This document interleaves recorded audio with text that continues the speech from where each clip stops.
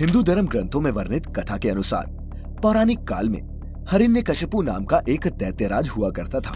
उसने घोर तपस्या कर देवताओं से ये वरदान प्राप्त कर लिया था कि वह न धरती पर मरेगा, न आसमान में, न दिन में मरेगा और न ही रात में।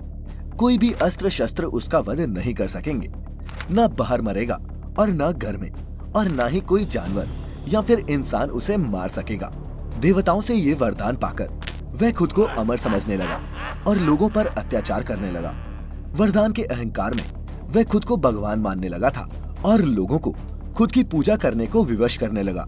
परंतु ऐसे में उसका स्वयं का पुत्र प्रहलाद, जो एक बालक ही था, वह उसके खिलाफ हो गया। एक दिन की बात है कि राजमहल में हिरण्यकशिपु ने पुत्र प्रहलाद को अपने पास बुलाया और उससे पूछा, पुत्र, तुम्हारा सबसे बड़ा धर्म क्या है? तब प्रहलाद ने जवाब देते हुए कहा, पिताजी, हर प्राणी का सबसे बड़ा धर्म यही है कि वह भगवान विष्णु की प्रार्थना में अपना सारा जीवन लगा दे। ये सुनकर हिरण्यकशिपु क्रोध से लाल हो गया और बोला, तुम्हारी मेरे सबसे बड़े दुश्मन विष्णु की पूजा की बात करने की हिम्मत कैसे हुई? तब प्रहलाद बोला, पिताजी, क्रोधित ना हो, एक बार आप भी भगवान विष्णु का नाम लेकर तो देखिए, आपका मन भी पवित्र विचारों से भर जाएगा। ये सुन हिरण्यकशिपु और क्रोधित हो उठा और उसने अपने पुत्र को धक्का देकर नीचे गिरा दिया। वह बोला, आज मैं तेरा वध करके सदा के लिए तेरा विष्णु नाम का भूत उतार दूंगा। और उसके बाद वह प्रहलाद को गदा से मारने लगा। उधर जब इस बात का पता प्रहलाद की माता को चला तो वह दौड़ी दौड़ी वहां आई और हिरण्यकशिपु अर्थात अपने पति से रोते हुए बोली, हे महाराज, आप अपने ही हाथों से अपने पुत्र का वध कैसे कर सकते हैं? ये सुन हिरण्यकशिपु ने कहा, तुम चुप हो जाओ, ये मेरा पुत्र नहीं, मेरा सबसे बड़ा शत्रु है और मैं अपने शत्रुओं को कभी जीवित नहीं छोड़ता। इतना कहकर हिरण्यकशिपु ने अपने सैनिकों को आदेश दिया कि महल से बाहर ले जाकर सारी प्रजा के सामने इसका सर धड़ से अलग कर दो, ताकि इसके बाद कोई भी डर से विष्णु का नाम ही ना ले। ये सुन प्रहलाद की माता हिरण्यकशिपु के चरणों में गिरती हुई बोली, महाराज, क्षमा कर दीजिए इसे, अभी तो ये बालक है। लेकिन हिरण्यकशिपु ने उसकी एक ना सुनी और उसके सैनिक प्रहलाद को लेकर महल से बाहर चले गए। बाहर जाकर सारी प्रजा के सामने जो ही एक सैनिक ने उसका सर काटने के लिए तलवार उठाई, वह तलवार फूलों में परिवर्तित हो गई।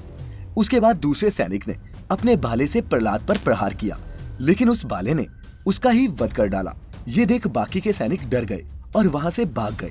उसके बाद हिरण्यकशिपु ने अपने पुत्र प्रहलाद को पहाड़ से नीचे फेंकवाया, लेकिन भगवान विष्णु की कृपा से नीचे प्रहलाद के लिए फूलों की एक सेज बन गई और वह सकुशल अपने महल वापस लौट आया। उधर प्रहलाद के जीवित होने की सूचना जब उसके पिता को फिर मिली तो उसने अपने सैनिकों को आदेश दिया कि प्रहलाद को कारागार में बंद कर उसमें सांप छोड़ दो।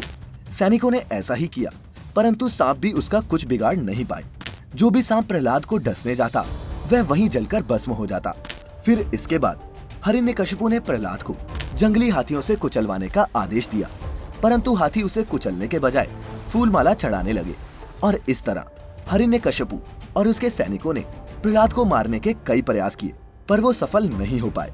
फिर अंत में हिरण्यकशिपु ने अपनी बहन होलिका को अपने पास बुलाया और बोला, बहन, अब तुम ही मेरी मदद कर सकती हो। तुम्हें जो वरदान स्वरूप एक दिव्य वस्त्र मिला हुआ है, अब उस वस्त्र के इस्तेमाल करने की घड़ी आ गई है। अपने भाई की बात सुनकर होलिका बोली, भैया, इस दिव्य वस्त्र से किसकी रक्षा करनी है? हिरण्यकशिपु जवाब में बोला, रक्षा नहीं, बल्कि तुम्हें इस दिव्य वस्त्र की मदद से मेरे सबसे बड़े शत्रु प्रहलाद का वध करना है। ये सुन होलिका बोली, क्या भैया, आप अपने ही पुत्र का वध करना चाहते हैं? मगर क्यों? तब हिरण्यकशिपु ने कहा, बहन, उसे मेरा पुत्र मत कहो, क्योंकि वो पुत्र के नाम पर कलंक है, कलंक। और हाँ, मैंने तुम्हें इस समय सलाह देने के लिए नहीं बुलाया, बल्कि बिना कोई प्रश्न किए मेरे आदेशों का पालन करने के लिए बुलाया है। ये सुन होलिका बोली, ठीक है भैया, मैं आपके आदेश का पालन करने के लिए तैयार हूँ। जब भी आपका मन करे आप मुझे याद कर लीजिएगा, मैं यहाँ हाजिर हो जाऊंगी। और इतना कहकर होलिका वहाँ से चली गई। इधर होलिका के जाने के बाद हिरण्यकशिपु ने महल के बीचों बीच एक बड़ी सी चिता तैयार करवाई। उसे पूरा विश्वास था कि इस बार कोई भी शक्ति प्रहलाद को नहीं बचा सकती। फिर उसने होलिका को याद किया। होलिका तत्काल ही वहाँ अपने दिव्य वस्त्रों के साथ उपस्थित हो गई। उसका पूरा शरीर दिव्य वस्त्रों से ढका हुआ था। फिर हिरण्यकशिपु ने अपने सैनिकों को प्रहलाद को लाने का आदेश दिया। राजा का आदेश सुनते ही सैनिक कुछ ही देर में प्रहलाद को लेकर वहां उपस्थित हो गए। फिर हिरण्यकशिपु के आदेशानुसार होलिका उसे लेकर चिता पर बैठ गई। इसके बाद हिरण्यकश्यपु ने अपने सैनिकों को चिता में अग्नि लगाने का आदेश दिया। आदेश सुनते ही सैनिकों ने चिता में अग्नि लगा दी। देखते ही देखते चिता से अग्नि की ऊंची लपटें आसमान को छूने लगी। ये देख प्रहलाद ने अपने दोनों हाथ जोड़ लिए और भगवान विष्णु के नाम का जप करने लगा। कुछ क्षणों बाद चिता से चीखों की आवाजें आने लगी। ये सुन हिरण्यकश्यपु बहुत प्रसन्न हुआ और कहने लगा, प्रहलाद, आज तेरा विष्णु भी तुझे मरने से नहीं बचा सकता। परंतु जब चिता की अग्नि शांत हुई तब हिरण्यकश्यपु को प्रहलाद को जिंदा देखकर अपनी आंखों पर भरोसा नहीं हुआ और वो रोते हुए कहने लगा, नहीं, मेरी बहन होलिका नहीं मर सकती। तो मित्रों, इस प्रकार इस बार भी भगवान ने अपने भक्त प्रहलाद की जान बचा ली। होलिका तो जल गई, परंतु विष्णु भक्त प्रहलाद को कुछ नहीं हुआ। और मित्रों, हर वर्ष हम लोग इसी होलिका को जलाते हैं और अगले दिन रंगों का त्योहार होली मनाते हैं। दर्शकों, उम्मीद करता हूँ कि आपको हमारी आज की ये वीडियो पसंद आई होगी। अगर पसंद आई हो तो इसे ज्यादा से ज्यादा लाइक और शेयर करें।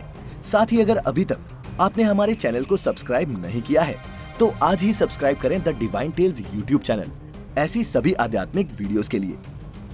आप सभी को होली की बहुत बहुत शुभकामनाएं। आज की इस वीडियो में फिलहाल इतना ही। आपका एक बार फिर बहुत बहुत शुक्रिया।